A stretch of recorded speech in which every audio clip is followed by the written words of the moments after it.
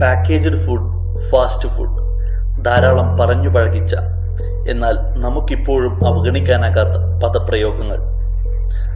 ആഗോളവൽക്കരണം എന്നത് ഒരു യാഥാർത്ഥ്യവും സമയക്കുറവ് എന്നത് ഒരു ആദർശവുമാകുമ്പോൾ ഇതിനിടയിൽ എവിടെയോ ആണ് ഇതിൻ്റെ സ്ഥാനം.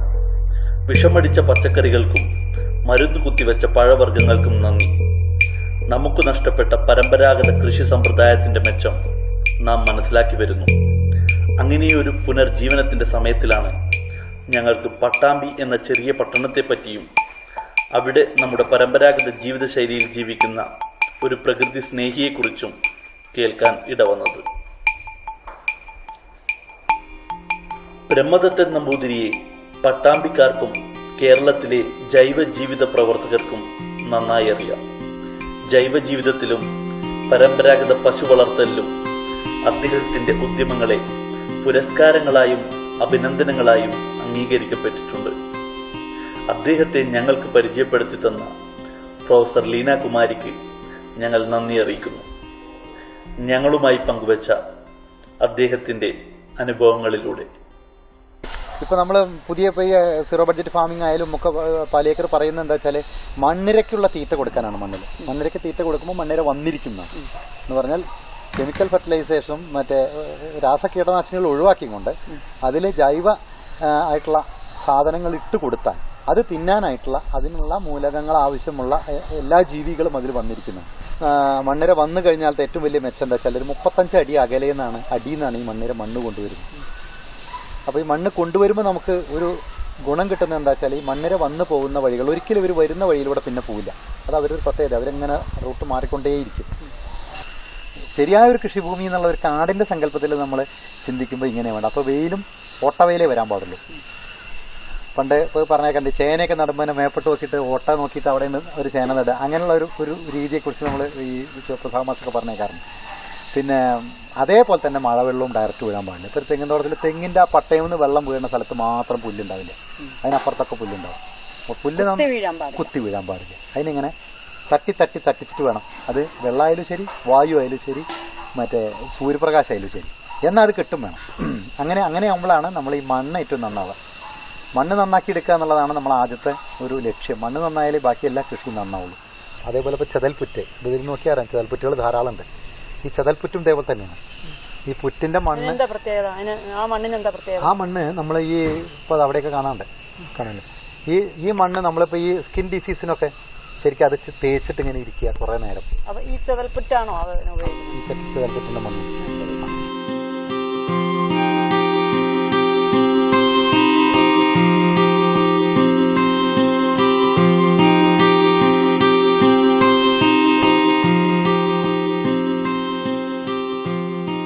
ഒരുപക്ഷെ ലോക ചരിത്രം മൊത്തം എടുത്താൽ തന്നെ നമുക്ക് ഒരു പശുവിന്റെ ചരിത്രത്തില് ഭാരതത്തിനൊരു ഭയങ്കര പ്രാധാന്യം കൽപ്പിക്കപ്പെട്ടിട്ടുണ്ട്. എനിക്ക് തോന്നുന്നൊരു 150ഓളം ഇനം പശുക്കൾ ഇന്ത്യയിൽ ഉണ്ടായിരുന്നു എന്നാണ്. ഓരോ 100 കിലോമീറ്ററിലും ഓരോ ജനുസ് പശുക്കൾ ഉണ്ടായിരുന്നു എന്നൊക്കെ പറയപ്പെടുന്നുണ്ട്. ഇന്ന് നമുക്ക് അവശേഷിക്കുന്നത് ഒരു NBAGRന്റെ national bureau of animal genetic റിസോഴ്സിന്റെ കണക്ക് പ്രകാരം ഒരു 39ഓളം ഇനങ്ങളെയാണ് ബ്രീഡായിട്ട് രജിസ്റ്റർ ചെയ്യപ്പെട്ടിട്ടുള്ളൂ. അത് നമ്മളെ കേരളത്തിൽ വെച്ചൂർ മാത്രമാണ് ഇപ്പോൾ ബ്രീഡായിട്ട് രജിസ്റ്റർ ചെയ്യപ്പെട്ടുള്ളൂ. കാസർഗോഡ് വരെ അങ്ങനെ രജിസ്റ്റർ ചെയ്യപ്പെട്ടിട്ടില്ല. വെച്ചൂരിന് മാത്രമാണ്. ഒരുപക്ഷെ ലോക ചരിത്രത്തിൽ ആദ്യമായിട്ട് ഒരു കൺസർവേഷൻ നടന്നിട്ടുള്ളത് വെച്ചൂർ പശുവിലായിരിക്കാം. വെച്ചൂർ എന്നുള്ളത് ഒരു ദ്വീപാണ്, ഒരു ഐലൻഡ്. അപ്പോൾ തന്നെ അവിടെ അതിൻ്റെ ഒരു പ്രത്യേകത എന്താ വെച്ചാൽ അവിടെ ഈ വാഹന സൗകര്യങ്ങളില്ലാത്ത ഒരു കാലഘട്ടമായിരുന്നു. അടുത്ത കാലത്താണ് തണ്ണീർമുക്കം ബണ്ട് വന്നതിന് ശേഷമാണ് വെച്ചൂർക്കും ഒക്കെ വാഹന സൗകര്യങ്ങളായത്. അപ്പോൾ ആ കാലഘട്ടങ്ങളിൽ എന്താ വെച്ചാൽ ഈ ആർട്ടിഫിഷ്യൽ ഇൻസുമിനേഷൻ അവിടെ നടക്കില്ല.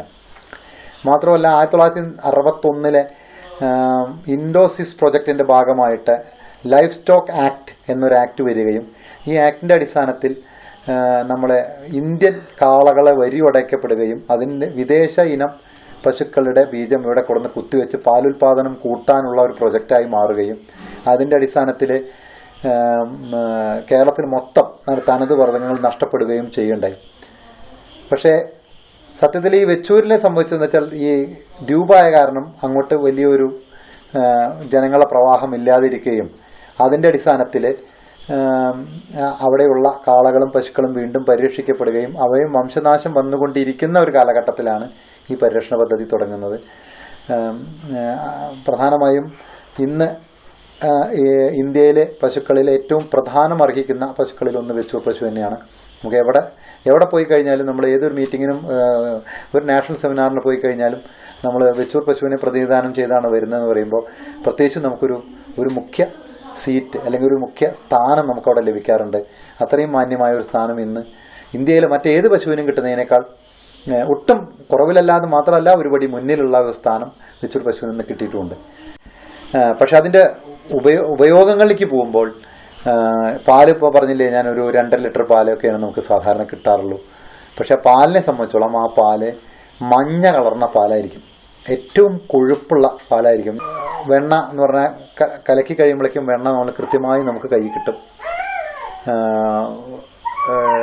എന്താ പറയുക, നല്ല ഔഷധ ഗുണമുള്ള സാധനമാണ്. ഇതിൻ്റെ ഗുണം തെളിയിക്കാനുള്ള നമുക്കൊരു ഇത് എന്താ വെച്ചാൽ, ഈ ട്രാവൻകൂർ മാനുവലിൽ പറയപ്പെടുന്ന കാര്യം എന്താ വെച്ചാൽ, തിരുവിതാംകൂർ മഹാരാജാവിന് ഉദരരോഗം വരികയും ആയത് പ്രകാരം കൊട്ടാര വൈദ്യൻ കൽപ്പിച്ചത് വെച്ചൂർ പശുവിൻ്റെ പാലാണെന്നും അത് പ്രകാരം കോട്ടയം വൈക്കത്ത് നിന്നും 3 പശുക്കളെയും 2 കാളകളെയും തിരുവിതാംകൂർ രാജകൊട്ടാരത്തിലേക്ക് കൊണ്ടുവന്നതായും കാണപ്പെടുന്നു എന്നാണ് 1941 ട്രാവൻകൂർ മാനുവലിൽ പറയുന്നത്. ഇപ്പം നമ്മുടെ മാർക്കറ്റിൽ 1 ലിറ്റർ പാലിന് 140 രൂപ വിലയുണ്ട്. വെച്ചൂർ പശുവിൻ്റെ പാലിന്. നെയ്യിന് നമുക്ക് 2000 രൂപയോളം വിലയുണ്ട്. 3000 രൂപയിലേക്ക് മാർക്കറ്റ് വിലയുണ്ട്. നമുക്കിവിടെ 2000 രൂപയ്ക്ക് നമ്മൾ കൊടുക്കുന്നത്. പ്രധാനമായും വരുന്നത് ആളുകൾ മരുന്നുമായി ബന്ധപ്പെട്ട കാര്യങ്ങൾക്കാണ്, അസുഖങ്ങളുടെ മരുന്നിന് വേണ്ടിയിട്ടാണ് വരുന്നത്. അപ്പോൾ അതുകൊണ്ട് നമ്മൾ വലിയൊരു വിലയ്ക്ക് നമ്മൾ പറയാറില്ല. പിന്നെ ഇതിൻ്റെ ബൈ പ്രൊഡക്റ്റ് ആയിട്ടുള്ള മോര് ശരിക്കും പറയാൻ സംഭാരമാക്കി കഴിച്ചു കഴിഞ്ഞാൽ ഒരു 40 ദിവസം 50 ദിവസമൊക്കെ നമുക്ക് ശരിക്കും തുടർച്ചയായിട്ട് ആ സംഭാരം കഴിക്കാൻ കഴിഞ്ഞാൽ എത്ര വലിയ കൊളസ്ട്രോളും നിയന്ത്രണാതീതവും. നമ്മുടെ പഴയ ഭക്ഷണ രീതിയിൽ പെട്ടിട്ടുള്ള ഒരു രീതിയാണ് ഈ സംഭാരം എന്നുള്ളത്. അപ്പോൾ അത് ഈ മറ്റ് ഏത് ബ്രീഡിനേക്കാൾ കൂടുതൽ നമ്മുടെ നാടൻ, പ്രത്യേകിച്ച് വെച്ചൂരിൻ്റെ മോരിനും പാലിനും ഒക്കെ തന്നെ വളരെ സവിശേഷതകളുണ്ട്. പ്രധാനമായിട്ടും ഇൻഡിജിനസ് കാറ്റിലിൻ്റെ പാല് A2 മിൽക്കും മറ്റ് ബ്രീഡുകൾ, നമ്മൾ വിദേശ ബ്രീഡുകളായിട്ടുള്ള പശുവിൻ്റെ പാലുകൾ A1 മിൽക്കുമാണ് വരുന്നത്. A1 മിൽക്ക് നമ്മൾ ഇപ്പോൾ പ്രധാനമായിട്ടും ഇപ്പോഴത്തെ പുതിയ തോരം ഹൈടെക് രോഗങ്ങളെല്ലാം വരുന്നതിന് പ്രധാന കാരണങ്ങളിൽ ഒന്ന് ഈ A1 മിൽക്കിൻ്റെ ഉപയോഗം തന്നെയാണ്. പിന്നെ നാടൻ പശുക്കളെ സംബന്ധിച്ചോളം പശുവിൻ്റെ ലാഭകരമായ ഒന്ന് അതിൻ്റെ ചാണകവും മൂത്രവുമാണ്. ഇപ്പോൾ ഗോമൂത്രത്തെ പറ്റി പറയുമ്പോൾ ഇപ്പോൾ ഡിസ്റ്റിൽഡ് ഗോർക്ക വരുന്നുണ്ട് എന്ന് പറഞ്ഞാൽ ശരിക്കും പറയുന്നത് ഗോമൂത്രം തന്നെ വെറും വയറ്റിൽ നമ്മൾ രാവിലെ ആദ്യം ഒഴിക്കുന്ന മൂത്രം എടുത്ത് കുടിക്കാൻ കഴിയുകയാണെങ്കിൽ പ്രധാനമായും മറ്റ് അസുഖങ്ങളൊന്നും വരില്ല എന്നുള്ളതാണ് ആയുർവേദ ആചാര്യങ്ങൾ പറയുന്നത്. ക്യാൻസറിന് പോലും ഉള്ള മരുന്നുകൾ ഗോമൂത്രത്തിലാണ് കൊടുക്കുന്നതാണ്. അപ്പോൾ ആ ഗോമൂത്രം നമ്മുടെ ശരീരത്തിനെ എത്ര കണ്ട് കൺട്രോൾ ചെയ്യാൻ പറ്റും എന്നുള്ളതിൻ്റെ പരിപൂർണമായ വലിയ തെളിവായിട്ടാണ് നമുക്കത് മാറുന്നത്. അപ്പോൾ ഒരു പശുവിനെ സംബന്ധിച്ചോളം, നാടൻ പശുവിനെ സംബന്ധിച്ചോളം അതിൻ്റെ ഒരു എക്കണോമിക് വാല്യൂ എന്ന് പറഞ്ഞത് ഒരു പാലിൽ മാത്രമല്ല. മറ്റ് ക്രോസ് ബ്രീഡ് പശുവിനെ സംബന്ധിച്ചോളം അതിൻ്റെ പാലിൽ മാത്രമാണ് നമുക്ക് ലാഭം കിട്ടുന്നത്. നാടൻ പശുവിനെ സംബന്ധിച്ചോളം അതിൻ്റെ ഉൽപ്പന്നങ്ങളെല്ലാം തന്നെ നമുക്ക് ഉപയോഗിച്ചാൽ ലാഭകരമാവുന്നതാണ്. അതിനൊരു ശാസ്ത്രീയമായ ഒരു കണക്കിലൂടെ പറയുകയാണെങ്കിൽ തന്നെ ഇപ്പോൾ ഒരു ക്രോസ് ബ്രീഡ് പശു നമുക്ക് പരമാവധി നമുക്ക് 20 ലിറ്റർ പാല് തന്നു ഒരു ദിവസം ഒന്ന് കൂട്ടാം. ഒരു ദിവസം ഇൻകം 30 രൂപ വെച്ച് കൂട്ടിയാൽ 600 രൂപയാണ്. ഈ 600 രൂപയ്ക്ക് നമുക്ക് ചുരുങ്ങിയതൊരു 450 രൂപയുടെ ചിലവ് പശുവിന് കൊടുക്കണം. അപ്പോൾ ഫലത്തിൽ 150 രൂപയുള്ളൂ. പക്ഷെ നാടൻ പശുവിനെ സംബന്ധിച്ചോളം 2 ലിറ്റർ മൂത്രം നമുക്ക് ഡിസ്റ്റിൽ ചെയ്യാൻ കഴിഞ്ഞാൽ പോലും അത് ഡിസ്റ്റിൽ ചെയ്ത് വന്നാൽ തന്നെ 150 രൂപയുടെ ഗോമൂത്രമുണ്ട്. ഒരു 1.5 ലിറ്റർ പാല് നമ്മൾ കൊടുത്താൽ പോലും 200 രൂപ ഉണ്ട്. ഇപ്പോൾ 350 രൂപ ഉണ്ട്. ഒരു 50 രൂപയുടെ ചാണകം കൂട്ടിയാലും ഒരു 400 രൂപ നമുക്ക് അതിൻ്റെ ഇൻകം ഉണ്ട് ഒരു ദിവസം. അത്ര ചിലവ് തന്നെ അതിന് കൊടുക്കേണ്ടതുള്ളൂ. അതിൻ്റെ ഒരു ബൈ പ്രൊഡക്റ്റിനെ പറ്റി ലാഭത്തിൽ കൂട്ടുമ്പോൾ. പക്ഷേ ഇത് നമുക്ക് വിൽറ്റ് നമുക്ക് മുതലാക്കാൻ പറ്റില്ല. നമ്മൾ കൃഷിയൊക്കെ ചെയ്യുന്ന ആളുകളാണെങ്കിൽ അത് കൃഷിയിലേക്ക് റീഡെപ്പോസിറ്റ് ചെയ്തിട്ട് നമുക്ക് മുതലാക്കാവുന്നതാണ്.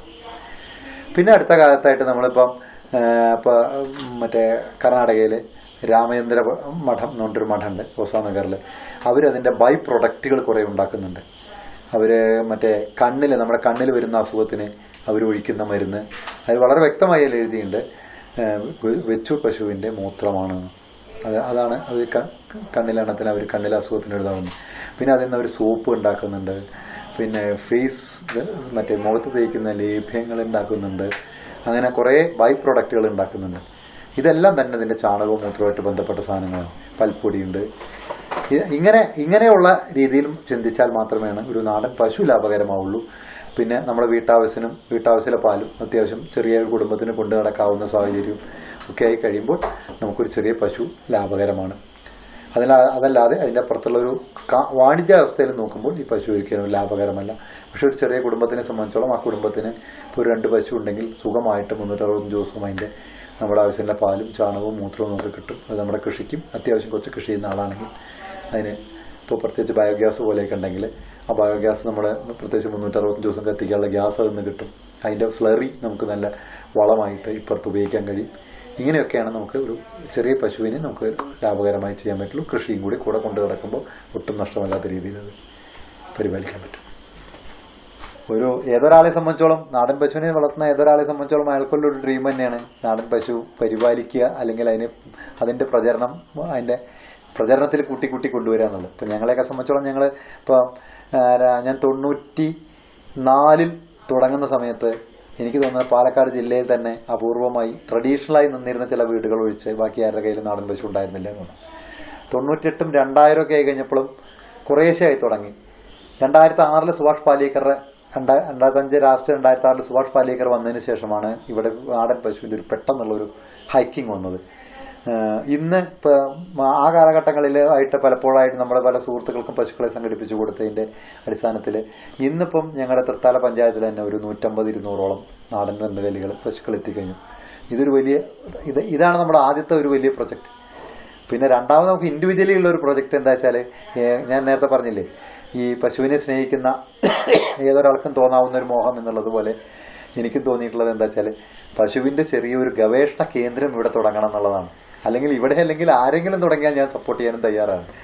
അതിൽ പ്രധാനമായി ഉദ്ദേശിക്കുന്ന പശുക്കളെ പഠിക്കുന്ന വെറ്റിനറി പോലുള്ള കോളേജിൽ പഠിക്കുന്ന കുട്ടികൾക്ക് ആർക്കെങ്കിലും തന്നെ നാടൻ പശുക്കളെ പറ്റി പഠിക്കാനുള്ള സൗകര്യങ്ങളുണ്ടെങ്കിൽ അവർക്ക് വന്നാൽ അതിനെപ്പറ്റി പഠിക്കാനുള്ള ചെറിയ സൗകര്യങ്ങളും, അതേപോലെ ഒരു 10-30-50 ആൾക്ക് ഇരിക്കാവുന്ന ചെറിയൊരു കോൺഫറൻസ് ഹാള് പോലെ വെച്ച് പശുവിൻ്റെ ഉൽപ്പന്നങ്ങൾ ഉണ്ടാക്കുന്നതും പശു എന്താണെന്നുള്ളതും ഇന്ത്യയുടെ ഇപ്പോൾ നമ്മൾ കണ്ടെത്തിയിട്ടുള്ള 39 പശുക്കളെ പറ്റിയിട്ടും ചില വിവരണങ്ങൾ പുതിയ വിവര സാങ്കേതിക വിദ്യയിലൂടെ കാണിച്ചു കൊടുക്കാൻ കഴിയുക എന്നുള്ളതൊക്കെയാണ് മോഹങ്ങൾ.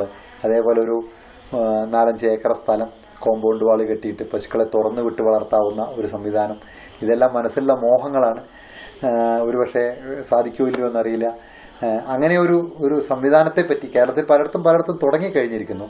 പക്ഷേ എങ്കിലും ഇത്രയും ഈ ഡെപ്തിൽ ഞാൻ ഈ പറയുന്ന പോലെ അതിനെ പറ്റിയുള്ള ഒരു ഗവേഷണത്തെ പറ്റിയിട്ടോ അല്ലെങ്കിൽ അങ്ങനെയൊന്നും ആരും പറഞ്ഞിട്ടില്ല. ഗോശാല പറഞ്ഞ അവിടെയും ഇവിടെയൊക്കെ തുടങ്ങിയിട്ടെങ്കിലും ഇങ്ങനൊരു എയിം ആരും കണ്ടെത്തിയിട്ടില്ല. പിന്നെ വേറൊരു മോഹം എന്താ വെച്ചാൽ കേരളത്തിലല്ല ലോകത്ത് ഇന്നേ വരെ ഒരു പശുവിനൊരു ക്ഷേത്രമുണ്ടെന്ന് എനിക്ക് തോന്നിയിട്ടില്ല. കാളയൊക്കെ ആയിട്ട് നമ്മളിപ്പോൾ ശിവന്റെ വാഹനമായി കാള എന്ന് പറഞ്ഞാൽ അവിടെയും ഇവിടെയും നന്ദികളെ കുറെ കണ്ടിട്ടുണ്ടെങ്കിലും പശുവിനെ എവിടെയും കണ്ടിട്ടില്ല. അപ്പോൾ പശുവിൻ്റെ ഒരു ക്ഷേത്രം എന്നുള്ളതൊരു കേവലം ഒരു വിഗ്രഹാരാധന എന്നുള്ളതിനപ്പുറത്തേക്ക് പശുവിനെ നമിക്കാനും പശുവിനെ ഇഷ്ടപ്പെടാനും പറ്റുന്ന ആളുകൾക്ക് വന്ന് അതിന് ജാതിയുടെയോ മതത്തിൻ്റെയോ ലിംഗത്തിൻ്റെയോ വ്യത്യാസമില്ലാതെ അവരുമായിട്ട് ഇടപഴകി ജീവിക്കാൻ, അല്ലെങ്കിൽ 1-2 ദിവസം വന്ന് കൂടെ ആ പശുക്കളൊപ്പം കഴിയാൻ താല്പര്യമുള്ള ഒരു സങ്കേതം എന്നുള്ള അർത്ഥത്തിൽ, അതിനൊരു ക്ഷേത്രം എന്നുള്ള പുണ്യഭൂമി എന്നുള്ള അർത്ഥത്തിൽ ഉള്ള ഒരു സങ്കല്പം കൂടി മനസ്സിലുണ്ട്. പക്ഷെ അത് നടപ്പിലാവും എന്നറിയില്ല. എന്തായാലും നമ്മുടെ എന്താ പറയുക, കുന്നോളം മോഹിച്ചാലേ കുറച്ച് കിട്ടുള്ളൂ എന്ന് പറയും. അപ്പോൾ മോഹിച്ചതിൽ കുന്നോളം തന്നെ മോഹിച്ചിട്ടുണ്ട്. ബാക്കി ജഗദീശ്വരൻ എന്താ അനുഗ്രഹിക്കുന്ന പോലെ ഓരോ അസ്തമയ സൂര്യനും ഒരു പുതിയ നാളെയെക്കുറിച്ചുള്ള വാഗ്ദാനവുമായാണ് മറയുന്നത്. അതുപോലെ നമ്മൾ ഓരോരുത്തർക്കും നമ്മുടെ പുതിയ തലമുറയ്ക്ക് കൊടുക്കാനുള്ള വാഗ്ദാനം നമ്മുടെ പാരമ്പര്യവും നമ്മൾ കാത്തുസൂക്ഷിക്കേണ്ട മൂല്യങ്ങളുമാവട്ടെ.